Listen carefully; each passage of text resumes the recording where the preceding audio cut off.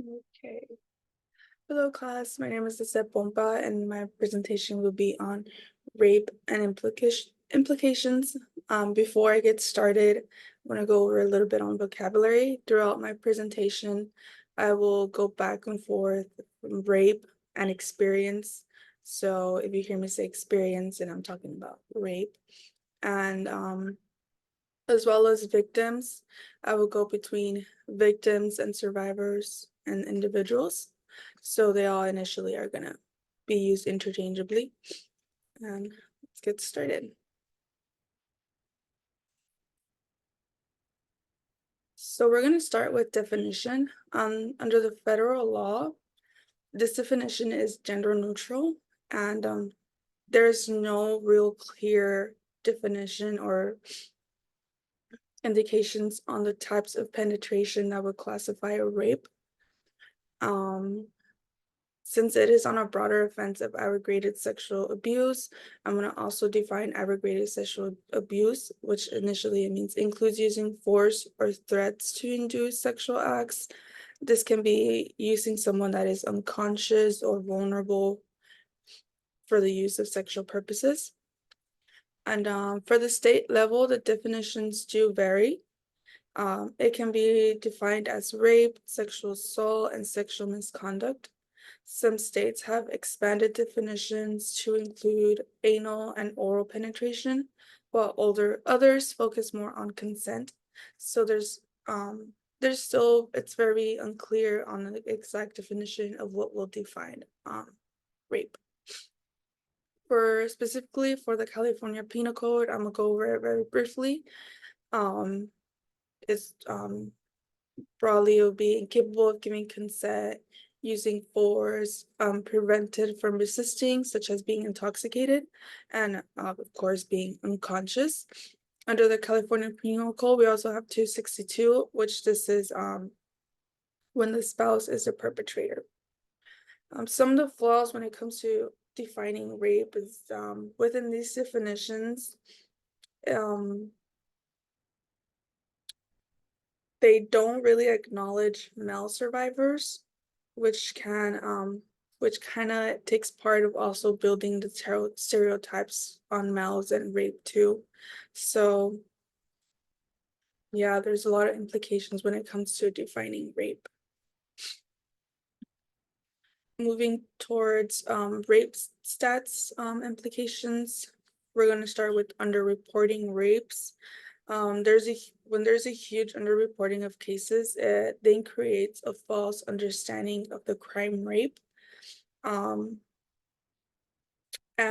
some of the ways underreporting occurs is through police departments.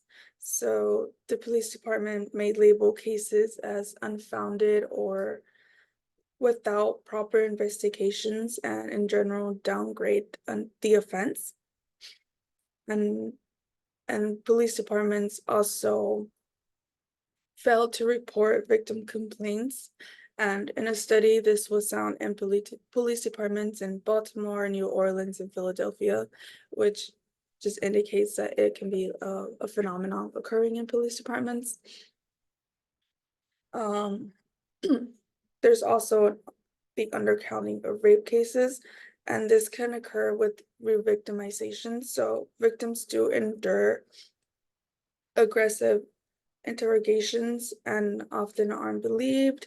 They have to prove themselves to the police department, and it creates a lot of pressure on their experience, and which then results in them refraining from continuing the process of prosecution. So that would undercount a lot of rape cases. So thus in general, this creates a huge stats implications, since we never really have the solid statistical number in regards to the crime of rape.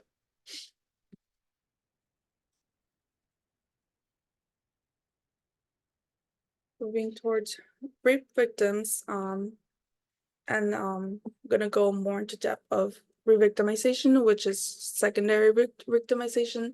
So with this, the legal process is a harsh journey for victims, which results in re-victimization, as mentioned already. For a lot of victims, people that do proceed with the prosecution, it is found that they do face PTSD. It's higher likely for them to. With the rape prosecution, there's a lot of psychological distress involved during the process. For example, when victims are asked, well, what were you wearing that night? Um, just kind of putting it on them without fully listening to their experiences, it causes a lot of psychological stress, and which then results in feelings of depression, violation, and distrust. And yeah, and this all occurs during the interrogations and feeling intimidated by the process in general. Okay, so now I'm going to try to move away a little from the heavy content. So we're gonna move to survival content. Just different ways of providing support for survivals, and just kind of creating awareness. One of the ways it'd be through educational programs that would include fostering a discussion of assertive behavior and forms of communication, as well as gender expectations. Gender expectations is on just because it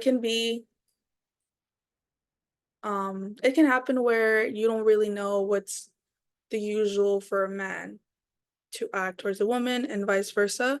And if you have gender expectations where like, oh, it's not normal for this guy to really want me to drink this drink. So if so you have the awareness to be careful. Also, there's rape prevention strategies. For example, campaigns to raise awareness. A great example was the Me Too movement, where a lot of victims came forward and shared their experiences. There's also counseling and support group sessions. This can typically help with the healing process for the experience and essentially learn how to navigate the experience with others surrounding them for support. And then self-defense programs, kind of self-explanatory, but this would be in the case that someone finds themselves in a situation that they may be in danger and they know how to defend themselves. So Rape Crisis Center, also known as RCC, puts an emphasis on empowerment and cultural competence by providing a non-judgmental emotional support. So essentially, they're helping manage the trauma and assist survivors, and they emphasize the empowerment and the cultural competence for, moving toward moving from the experience and how to move forward from it. But one of the most important things from the RCC is that during interactions, whether it's they they provide the support and company for their interactions within the medical or the criminal justice system, which is really important, as we were able to see that when a victim moves forward to report their experience, it is a really hard process to relive the experience over and over again. So for support like RCC, for them to be there with them, it can really help them process the reporting aspect of their experience. And with the support, a lot of victims have been able to continue with the legal process instead of dropping the process, since they're being prepared for the potential court appearances through their support. And healing. So for a victim, healing is holistic, and this would mean that it would be a healing approach where where a victim will aim to heal their body, their mind, their spirit, and their emotions. Since it is a really harsh experience, it's it's going to be a process, and it's going to take time. to have the courage to carry the scars gracefully, but with the right support and the right resources, if they're available, a victim can heal from the experience. Yeah. To conclude, there are very